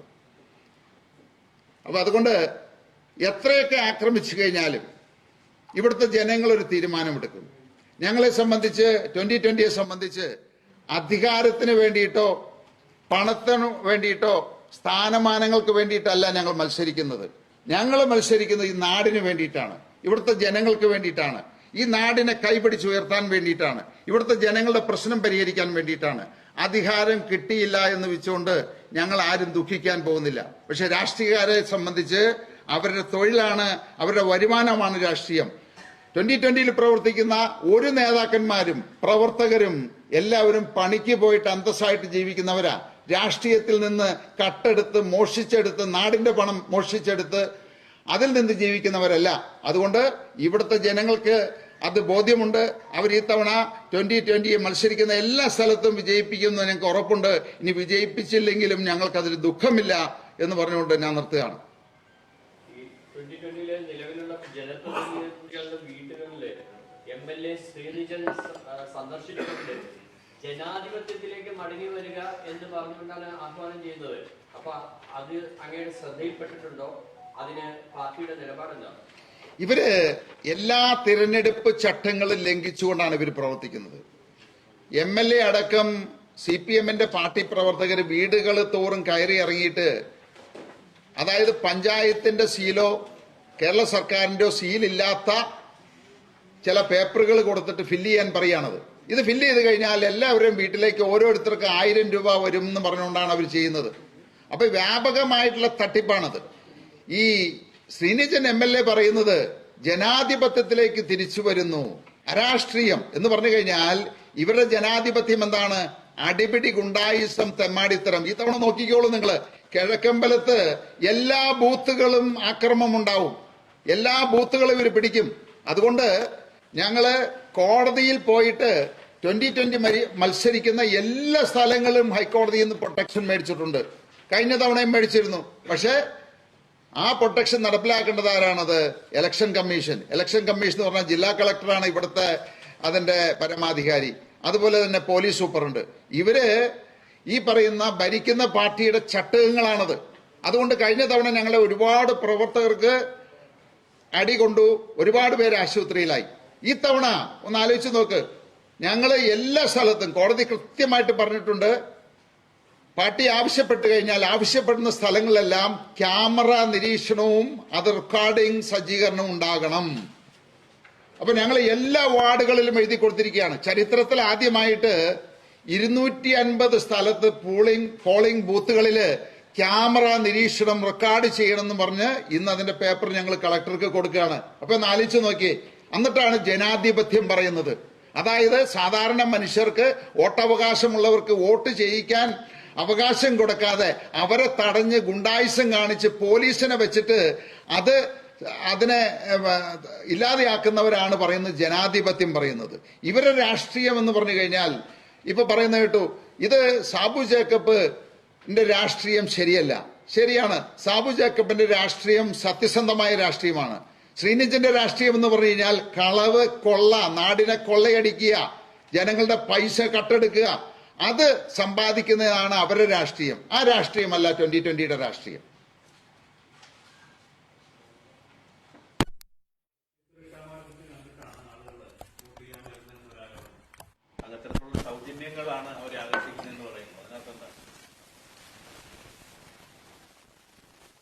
കഴിഞ്ഞ പാർലമെന്റ് തെരഞ്ഞെടുപ്പില് ഭക്ഷ്യസുരക്ഷാ മാർക്കറ്റ് ഇവിടുത്തെ ഇടതും വലതും ചേർന്ന് ഇതേപോലെ തന്നെ കളക്ടറെ സ്വാധീനിച്ച് അവരുടെ അധികാരം ദുർവിനിയോഗം ചെയ്ത് പൂട്ടിച്ചതാണ്. ഞങ്ങളായിട്ട് പൂട്ടിയതല്ല. ഇപ്പൊ അത് പൂട്ടിക്കിടക്കാണത്. എല്ലാവരും പറയുന്നത് ഈ ഭക്ഷ്യസുരക്ഷാ മാർക്കറ്റ് ഉള്ളത് കൊണ്ടാണ് 2020 എപ്പോഴും ഭരണത്തിലേറുന്നത്. ഇപ്പൊ ഭക്ഷ്യസുരക്ഷാ മാർക്കറ്റ് ഇല്ലല്ലോ. ഭക്ഷ്യസുരക്ഷാ മാർക്കറ്റ് ഇല്ലാതെ തന്നെ ജനങ്ങൾ ഭരണത്തിലേറ്റുമെന്ന് നമുക്ക് 13-ാം തീയതി തിരിച്ചറിയാൻ സാധിക്കും. പിന്നെ നമ്മൾ പറയുന്നു ജനങ്ങൾക്ക് ഇതുപോലെയുള്ള ആനുകൂല്യങ്ങളാണ് 2020 അധികാരത്തിലേറുന്നതെന്ന് പറയുന്നു. ഇപ്പൊ എന്താണ് പെൻഷൻ വർദ്ധിപ്പിച്ചത്? ഇലക്ഷന് ഒരാഴ്ച മുമ്പല്ലേ പെൻഷൻ വർദ്ധിപ്പിച്ചത്. കഴിഞ്ഞ തെരഞ്ഞെടുപ്പ് കാലത്ത്, അതായത് ഇടത് മുന്നണിയുടെ LDFന്റെ തെരഞ്ഞെടുപ്പ് വാഗ്ദാനത്തില് പറഞ്ഞിരുന്നത് എന്താണ്? 1600 രൂപ 2000 രൂപയാക്കുമെന്നാ പറഞ്ഞത്. എന്നിട്ട് ആക്കിയോ? അതിന് 4.5 വർഷം കഴിഞ്ഞിട്ട് പഞ്ചായത്ത് തെരഞ്ഞെടുപ്പ് വേണ്ടി വന്നു അവര് തെരഞ്ഞെടുപ്പ് പെൻഷൻ വർദ്ധിപ്പിക്കാനായിട്ട്. എന്തുകൊണ്ടാണ് കഴിഞ്ഞ തവണ കിറ്റ് കൊടുത്തത്? ഇതിപ്പോ ലോകത്തിലെ എല്ലാ ആളുകളും ചെയ്യുന്നതാണ്, എല്ലാ ആളുകളും ചെയ്യുന്നുണ്ട്. പക്ഷെ ഞങ്ങള് ഈ തെരഞ്ഞെടുപ്പ് വരുമ്പോ കിറ്റ് കൊടുത്ത്, അല്ലെങ്കിൽ തെരഞ്ഞെടുപ്പ് വരുമ്പോ ഭക്ഷ്യസുരക്ഷാ മാർക്കറ്റ് തുറന്ന് വോട്ട് മേടിക്കണ്ട എന്നുള്ളത് കൊണ്ട് തന്നെയാണ് ഞങ്ങൾ തെരഞ്ഞെടുപ്പ് കഴിയട്ടെ എന്ന് തീരുമാനിച്ചിരിക്കുന്നത്. ഇനി ഒരു കാര്യം കൂടി നിങ്ങൾ എല്ലാവരും മനസ്സിലാക്കേണ്ടത്, ഇത് CAG റിപ്പോർട്ടാണത്. ഏതാണ്ട് 1,90,000 കോടിയുടെ ബഡ്ജറ്റാണ് നമ്മൾ കഴിഞ്ഞ തവണ കേരള സർക്കാർ ഉണ്ടാക്കിയത്. ഇത് 23-24 കാര്യം 1,50,000 കോടി. ഈ 1,50,000 കോടിയില് അതിലെ കമ്മി 34,000 കോടിയാണ് എന്ന് പറഞ്ഞു കഴിഞ്ഞാല് ഏതാണ്ട് 30% കുറവാണ്. അത്രയും ഫണ്ട് ഉണ്ടായില്ല. അപ്പൊ ഈ പറയുന്ന ബഡ്ജറ്റ് ഉണ്ടാക്കുമ്പോ 1,50,000 കോടി എന്ന് പറഞ്ഞ് ബഡ്ജറ്റ് ഉണ്ടാക്കി ജനങ്ങളെ കബളിപ്പിക്കും. പക്ഷേ കുറവ് വന്നിരിക്കുന്ന 34,000 കോടിയാണത്. ഇനി റിക്കവറി, അതായത് വരുമാനം 18,000 കോടിയാണ് കുറഞ്ഞിരിക്കുന്നത് മുൻ വർഷത്തെ അപേക്ഷിച്ച്. അപ്പോൾ ഒന്ന് ആലോചിച്ച് നോക്ക്. ആ ഗവൺമെന്റാണ് 2020 ഇത്രയും എഫിഷ്യന്റായിട്ട് നടപ്പിലാക്കിയിട്ട് അവരെ കുറ്റം പറയുന്നതും ഇതുപോലെയുള്ള ആക്ഷേപങ്ങൾ ഉന്നയിക്കുന്നതും. 1200 സ്ഥലങ്ങളിലാണ് മത്സരിക്കുന്നത് 2020യുടെ സ്ഥാനാർത്ഥികൾ. 880 സ്ഥലങ്ങളിൽ 880 സ്ഥാനാർത്ഥികൾ. ഇത്രയും പേരെ മത്സരിപ്പിക്കുന്നതിനുള്ള ഭീമമായിട്ടുള്ള ചെലവുണ്ട്. അത് ശ്രീ സാബുജിക്ക് തന്നെയാണോ അതിന്റെ? ഞങ്ങൾ മറ്റ് രാഷ്ട്രീയ പാർട്ടികളെ പോലെ തന്നെ ഇപ്പൊ നിങ്ങൾ സൈറ്റിൽ നോക്കിയാൽ അറിയാം, ക്രൗഡ് ഫണ്ടിംഗ് ഒക്കെ അതിലുണ്ട് വ്യക്തമായിട്ട്. ഞങ്ങൾ വളരെ സുതാര്യമായിട്ട്, കാരണം 2,000 കോടി രൂപയിൽ കൂടുതൽ ആര് സംഭാവന കൊടുത്താൽ പോലും അവരുടെ പാൻ കാർഡ് അടക്കം അവരുടെ അഡ്രസ് അടക്കം ഇലക്ഷൻ കമ്മീഷൻ റിപ്പോർട്ട് ചെയ്യേണ്ടതായിട്ടുണ്ട്. അങ്ങനെ കൃത്യമായിട്ട് നമ്മുടെ ഇലക്ഷൻ കമ്മീഷന്റെ നിയമങ്ങൾ 100% പാലിച്ചുകൊണ്ട് ഞങ്ങൾ പ്രവർത്തിക്കുന്നതാണ്. ഞങ്ങൾ ഒരുപാട് ആളുകൾ തരുന്നുണ്ട്. 1 രൂപ മുതൽ ഞങ്ങൾക്ക് സംഭാവന തരുന്ന ആളുകളുണ്ട്.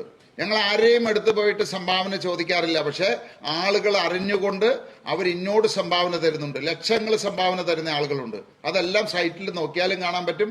ഞങ്ങളത് അവിടെ ഇലക്ഷൻ കമ്മീഷനിൽ ഫയൽ ചെയ്യുന്നതാണ്. അതിനകത്ത് പ്രത്യേകിച്ച് രഹസ്യങ്ങളൊന്നുമില്ല. ഏറ്റവും കൂടുതൽ ഫണ്ട് ചെലവഴിച്ച് ഇത്തരം ഈ രാഷ്ട്രീയ പാർട്ടികൾ ഉന്നയിച്ച ആരോപണങ്ങളൊക്കെ നിഷേധിക്കുമ്പോൾ തന്നെ നമ്മുടെ സംസ്ഥാനത്ത് ഏറ്റവും കൂടുതൽ ഫണ്ട് ചെലവഴിച്ച പഞ്ചായത്തുകളിൽ 2020യുടെ പഞ്ചായത്തുകൾ വരുന്നില്ല. അതെന്തുകൊണ്ടാണ്? ഇതില് നമ്മൾ മനസ്സിലാക്കേണ്ടത് ഇതൊക്കെ ചില സാങ്കേതികത്വമാണ്. ഇത് ഇവിടെ പറഞ്ഞ് മനസ്സിലാക്കിയെടുക്കുക എന്ന് പറഞ്ഞ ബുദ്ധിമുട്ടുണ്ട്. പക്ഷെ ഇതില് നമ്മള് ഈ സ്റ്റേറ്റിന്റെ ലിസ്റ്റ് അല്ലെങ്കിൽ എറണാകുളം ഡിസ്ട്രിക്റ്റിന്റെ ലിസ്റ്റ് എന്ന് പറഞ്ഞു കഴിഞ്ഞാൽ ഇപ്പൊ ചില പഞ്ചായത്തിന് മൊത്തം പദ്ധതി തന്നെ 2 കോടി ഉണ്ടാവുള്ളൂ. ആ 2 കോടി ചെലവാക്കിയാൽ 100% ചെലവാക്കി എന്നുള്ളതാണത്. അതെങ്ങനെ ചെലവാക്കി എന്നുള്ളതല്ല. അവിടെയാണ് 2020യുടെ വ്യത്യാസം പറയുന്നത്. ഏതെങ്കിലും ഒരു പർട്ടിക്കുലർ പ്രോജക്റ്റ് എടുക്കുക. ഇപ്പോ 10 കോടി രൂപ ഞങ്ങൾക്ക് പ്ലാൻ ഫണ്ട് തരികയാണ്. ആ പ്ലാൻ ഫണ്ടിന്റെ കാര്യത്തിൽ മാത്രമാണ് ഓൺ ഫണ്ട് ചെലവാക്കിയതോ അതിന്റെ ബഡ്ജറ്റ് എത്രയാണോ? കാരണം 2020യുടെ കിഴക്കമ്പലം പഞ്ചായത്തിൽ 40-50 കോടി രൂപയാണ് ഒരു വർഷം ചെലവാക്കുന്നത്. അത് 5 കോടിയുമായിട്ടല്ല, എത്ര പെർസെന്റേജ് എത്ര കോടികൾ ചെലവാക്കി എന്നുള്ളതാണ് നോക്കേണ്ടത്. ഇവിടെ സംഭവിക്കുന്നത് എന്താണെന്ന് വെച്ച് കഴിഞ്ഞാല് 2020യുടെ പഞ്ചായത്തില് ഒരു 10 കോടി രൂപ സംസ്ഥാനം തന്നെന്ന് വിചാരിക്കുക. അതിൽ 19% ആവറേജ് ഞങ്ങൾ സേവ് ചെയ്യുന്നുണ്ട്. അതായത് 2,80,00,000 രൂപ ഞങ്ങൾ സേവ് ചെയ്യുന്നുണ്ട്. അതായത് അഴിമതി തടഞ്ഞുകൊണ്ട്. അങ്ങനെ വരുമ്പോ 20 കോടിക്ക് പകരം ഞങ്ങൾ ചെലവാക്കിയിരിക്കുന്നത് ഈ പറയുന്ന 2,80,00,000 കുറവായിരിക്കും. 19% കുറവായിരിക്കും. അപ്പൊ എന്താണ്? ഞങ്ങളുടെ ലിസ്റ്റ് 100-ലല്ല കിടക്കുന്നത്. അതിന് പകരം ആ 19% കൂടി കട്ടെടുത്ത് പോക്കറ്റിലിട്ടിരുന്നെങ്കിൽ ഞങ്ങൾ 100%-മായി ഒന്നാമതായേനെ. അവിടെയാണ് ഇതിന്റെ ടെക്നിക്ക് കിടക്കുന്നത്. ഞങ്ങളത് ചെയ്യുന്നില്ല. പിന്നെ ലാപ്സ് ആകുക, ഫണ്ട് അനുവദിക്കുന്നേ ഉള്ളൂ. ആ ഫണ്ട് സർക്കാരിന് ഉപയോഗിക്കുകയാണ്. ഞങ്ങൾ കട്ടെടുക്കുന്നില്ല, മോഷ്ടിക്കുന്നില്ല, അനാവശ്യമായിട്ട് കളയുന്നില്ല, ദൂർത്തടിക്കുന്നില്ല. ആ ഫണ്ട് ട്രഷറിയിൽ നിന്ന് ഇങ്ങോട്ട് തരുന്നില്ല. അതുകൊണ്ട് എന്താണ്? ഞങ്ങൾ സേവ് ചെയ്ത 19% മറ്റ് പഞ്ചായത്തുകൾക്ക് അടുത്ത വർഷത്തേക്ക് പിന്നീടും നമുക്ക് തിരിച്ച് വീണ്ടും കിട്ടും, അല്ലെങ്കിൽ മറ്റ് പഞ്ചായത്തുകൾക്ക് കിട്ടും. ഇപ്പൊ എല്ലാവരും പറയുന്നത് എന്താണ്? നിങ്ങൾ 100% എടുത്ത് അഴിമതി നടത്തി അത് കട്ടെടുത്ത് 100% ആക്കിയിരുന്നെങ്കിൽ ഒന്നാമത് വന്നേനെ എന്നാണ്. ഞങ്ങൾക്ക് അങ്ങനെ ഒന്നാമത് വേണ്ട. ജനങ്ങളുടെ പൈസ നശിപ്പിക്കലല്ല ഞങ്ങളുടെ ജോലി. ഈ നാടിന്റെ പൈസ കൊള്ളയടിക്കലല്ല ഞങ്ങളുടെ ജോലി. അത് സുരക്ഷിതമായിട്ട് അവിടെ കിടക്കട്ടെ. ആർക്കും നഷ്ടപ്പെട്ടിട്ടില്ല. ഒരു പൈസ പോലും നഷ്ടപ്പെട്ടിട്ടില്ല ആർക്കും. 32 കോടി കിഴക്കമ്പലം പഞ്ചായത്തില് ബാലൻസ് ഉണ്ടെന്ന് പറഞ്ഞതാണ്. സമ്പൂർണമായ വികസനം കിഴക്കമ്പലം പഞ്ചായത്തിന് നടപ്പാക്കാൻ കഴിഞ്ഞിട്ടുണ്ടോ? ഇതില് നമ്മളെല്ലാവരും വിചാരിക്കുന്ന 5 വർഷത്തെ ഭരണം കൊണ്ട് ഈ ലോകത്ത് അമേരിക്ക ഭരിക്കുന്ന ട്രംപിന് സമ്പൂർണ്ണ വികസനം നടപ്പിലാക്കാൻ പറ്റുമോ? ഈ ലോകത്ത് മനുഷ്യർക്ക് സാധിക്കുമോ? അങ്ങനെയാണെങ്കിൽ 5 വർഷം കഴിയുമ്പോൾ തെരഞ്ഞെടുപ്പില്ലാതെ ക്ലോസ് ചെയ്ത് നമുക്ക് എല്ലാവരും തീർക്കാമല്ലോ. നടന്നിട്ടുണ്ടോ? വികസനം എന്ന് പറയുന്നത് ഒരു കണ്ടിന്യൂസ് പ്രോസസ്സാണ്. മനുഷ്യരുണ്ടായിരിക്കുന്നിടത്തോളം കാലം ആ പ്രോസസ്സ് നടക്കും.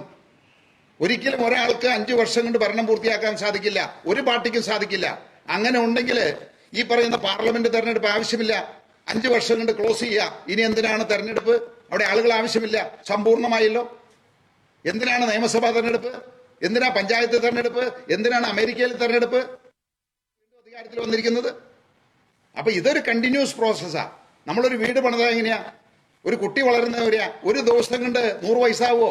100 വർഷം കൊണ്ടാ 100 വയസ്സാവുള്ളൂ. അതുപോലെ വികസനവും അതുപോലെ തന്നെയാ. അതിനനുസരിച്ച് ആവശ്യങ്ങൾ കൂടിക്കൊണ്ടിരിക്കും.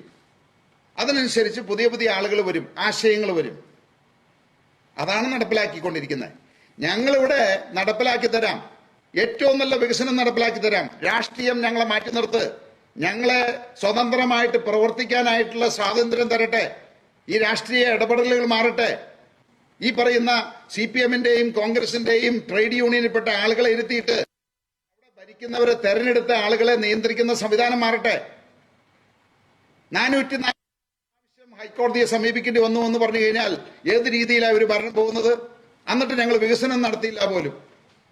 അതെങ്ങനെ ശരിയാവണേ? കോടതി എന്ന് പറയുന്ന ഒരു സംവിധാനം ഇവിടെ ഉണ്ടായതുകൊണ്ട് ഞങ്ങളൊക്കെ ജീവിച്ചിരിപ്പുണ്ട് ഇവിടെ. അല്ലെങ്കിൽ ഇവരെ പണ്ടേ ഇതെല്ലാം അടിച്ചു തകർത്തേനെ. ഞങ്ങൾക്ക് ആകെയുള്ള ഒരു രക്ഷ അത് മാത്രമാണത്. കഴിഞ്ഞ 10 വർഷമായിട്ട് എത്രയോ കേസുകൾ കൊടുക്കേണ്ടി വന്നു. ഒരു റോഡ് ടാർ ചെയ്യണമെങ്കിൽ കോടതി പോകണം, അതിന്റെ ബില്ല് കിട്ടണമെങ്കിൽ കോടതി പോകണം. അപ്പൊ എന്തിനും ഏതിനും കോടതി പോകേണ്ട ഒരേ ഒരു പാർട്ടി 2020-യാ. ഇത്രമാത്രം പ്രതികൂലമായിട്ടുള്ള സാഹചര്യങ്ങൾ ഉണ്ടായിട്ടും ഒരു പൈസ പോലും നഷ്ടപ്പെടുത്താതെ കേരളത്തിലെ, ഇന്ത്യയിലെ തന്നെ ഏറ്റവും നല്ല പഞ്ചായത്തായിട്ട് വികസനം കൊണ്ടുവരാൻ പറ്റി. ഇനി ഇതിന്റെ ഉത്തരം ജനങ്ങൾ പറയട്ടെ. ഞങ്ങൾക്കതിനകത്ത് യാതൊരു പശ്ചാത്തലവുമില്ല. ഇവിടുത്തെ കിഴക്കമ്പലത്ത് വികസനം നടന്നില്ല, സിംഗപ്പൂർ മോഡലാക്കിയില്ല എന്ന് പറയുന്നതൊക്കെ ആരാണ്? കമ്മ്യൂണിസ്റ്റുകാരും കോൺഗ്രസുകാരുമാണ്, ഇവിടുത്തെ സാധാരണ ജനങ്ങളല്ല.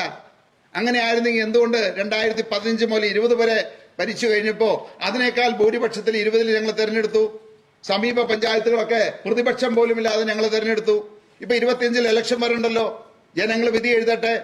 ഞങ്ങള് ശരിയല്ല, ഞങ്ങള് അഴിമതി നടത്തുന്നുണ്ട്, തെരഞ്ഞെടുക്കരുത് എന്നാണ് ഞാൻ പറയുന്നത്. ജനങ്ങൾക്ക് വിശ്വാസമുണ്ട് 2020 പാർട്ടി അഴിമതിയില്ലാതെ ഈ നാടിന്റെ വികസനം, അതായത് ഏറ്റവും നന്നായിട്ട് ഇടതിനേക്കാളും വലതിനേക്കാളും 2020-ക്ക് സാധിക്കൂ എന്ന് ബോധ്യമുണ്ടെങ്കിൽ അവർ വോട്ട് ചെയ്യും. ഇനി അത് ബോധ്യമില്ല, 2020-നേക്കാൾ നന്നായിട്ട് ഇവിടുത്തെ ഇടതിനോ അല്ലെങ്കിൽ വലതിനോ കോൺഗ്രസിനോ കമ്മ്യൂണിസ്റ്റിനോ ഇവിടെ ഭരിക്കാൻ സാധിക്കുമെങ്കിൽ അവരെ തെരഞ്ഞെടുക്കണമെന്നാണ് ഞാൻ പറയുന്നത്. കാരണം എന്നെ സംബന്ധിച്ച് ഈ നാടിന്റെ നന്മയാണ്. ജനങ്ങൾക്ക് അത് ബോധ്യമുണ്ടെങ്കിൽ ഇടതുകാരെ തെരഞ്ഞെടുക്കട്ടെ, വലതുകാരെ തെരഞ്ഞെടുക്കട്ടെ. സാധാരണ ഒരു രാഷ്ട്രീയ പാർട്ടിയില് അതിന്റെ അധ്യക്ഷൻ മത്സരിക്കാറുണ്ട് ഈ ഇലക്ഷൻ. അപ്പോൾ അങ്ങനെ സംബന്ധിച്ച് അങ്ങ് മത്സരിച്ചിട്ടില്ല. ഈ വരുന്ന അസംബ്ലി ഇലക്ഷൻ അങ്ങനെ മത്സരിക്കാൻ സാധ്യതയുണ്ട്. ഇവിടെയാണ് പരമ്പരാഗത രാഷ്ട്രീയ പാർട്ടിക്കാര് രാഷ്ട്രീയത്തിലേക്ക് വരുന്നവരെന്താണ്? 99%, ഞാൻ പറയുന്നില്ല 100%, 99% ആളുകളും അധികാര ഭ്രാന്ത് പിടിച്ച്, പണത്തിന് ആർത്തി പിടിച്ച്, സ്ഥാനമാനങ്ങള് ആഗ്രഹിച്ചു വരുന്നവരാണ്. ഇത് മൂന്നും എനിക്ക് ആഗ്രഹമില്ല. അതുകൊണ്ട് തന്നെയാണ് ഞാൻ മത്സരിക്കാത്തത്, മത്സരിക്കാൻ ആഗ്രഹിക്കുന്നുമില്ല. ഇനി ആഗ്രഹമുണ്ടായിരുന്നെങ്കിൽ രാഷ്ട്രീയ പാർട്ടി ഉണ്ടാക്കേണ്ട കാര്യം എനിക്കുണ്ടായിരുന്നില്ല. എനിക്ക് രാഷ്ട്രീയ പാർട്ടി ഉണ്ടാക്കാതെ തന്നെ ഏതെങ്കിലും പാർട്ടികളുടെയൊക്കെ രാജ്യസഭാ സീറ്റ് മേടിക്കാമായിരുന്നു, MP ആകാമായിരുന്നു, മന്ത്രിയാകാമായിരുന്നു. എല്ലാ പാർട്ടികളിൽ നിന്നും ആ ഓഫർ എനിക്ക് വന്നിട്ടുണ്ട്. ഇപ്പോഴും ഉണ്ട് ആ ഓഫർ.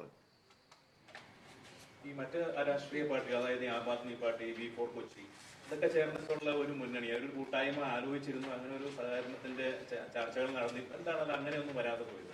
എനിക്ക് ഇപ്പൊ പറഞ്ഞൊരു കാര്യം, അരാഷ്ട്രീയം. എന്താ രാഷ്ട്രീയത്തിന്റെ അർത്ഥം? രാഷ്ട്രീയം എന്ന് പറഞ്ഞു കഴിഞ്ഞാൽ ആ രാഷ്ട്രത്തെ സംബന്ധിച്ചുള്ള കാര്യങ്ങളാണത്. എന്ന് പറഞ്ഞു കഴിഞ്ഞാൽ അതിൽ ഏറ്റവും പ്രധാനപ്പെട്ടത് രാഷ്ട്രത്തിന്റെ വികസനം, രാഷ്ട്രത്തിന്റെ അവിടുത്തെ ജനങ്ങളുടെ ക്ഷേമം. ഇതാണ് രാഷ്ട്രീയം എന്ന് പറയുന്നത്. ഇപ്പൊ പറഞ്ഞു 2020-യും AAP-യും എല്ലാം അരാഷ്ട്രീയമാണ് എന്ന്.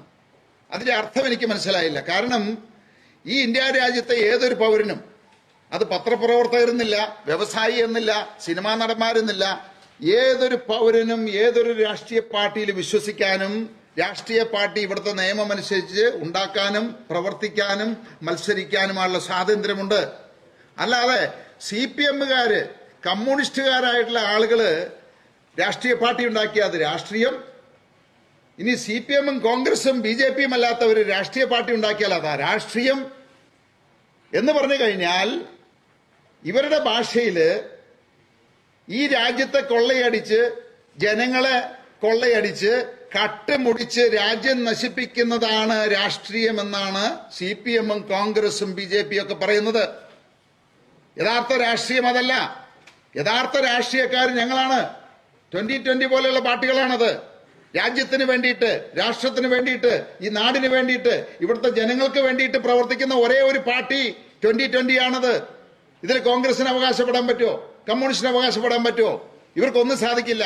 ഇവരാണ് യഥാർത്ഥത്തിൽ അരാഷ്ട്രീയക്കാര്. രാജ്യം കൊള്ളയടിച്ച് ജനങ്ങളുടെ അധ്വാനത്തിന്റെ ഫലം ഊറ്റിക്കുടിക്കുന്നവര്, ഈ രാജ്യത്തിന്റെ വികസനം തടയുന്നവരാണ് അവര്.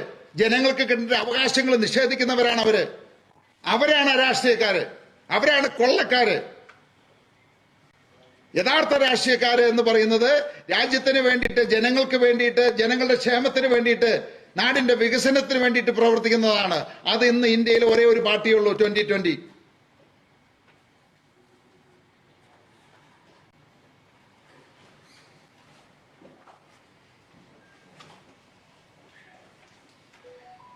എന്തെങ്കിലും ഉണ്ടോ?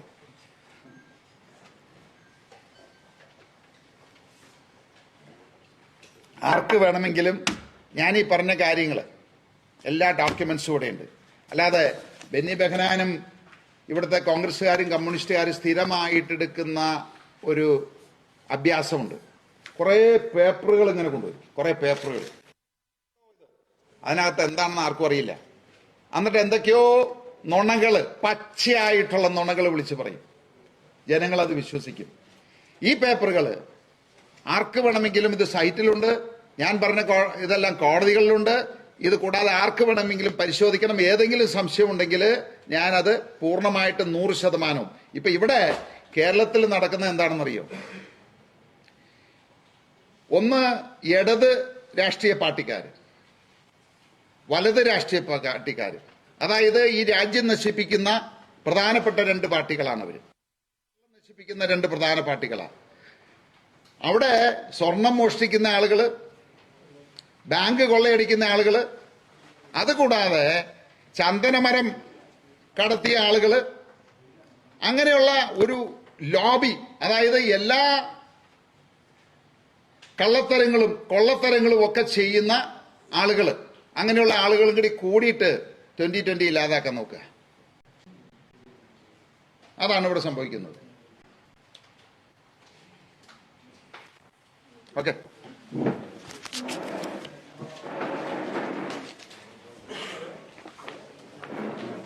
ആ ബുക്ക് റീസ, ആ ബുക്ക് കുറച്ചെടുത്തിട്ടല്ല.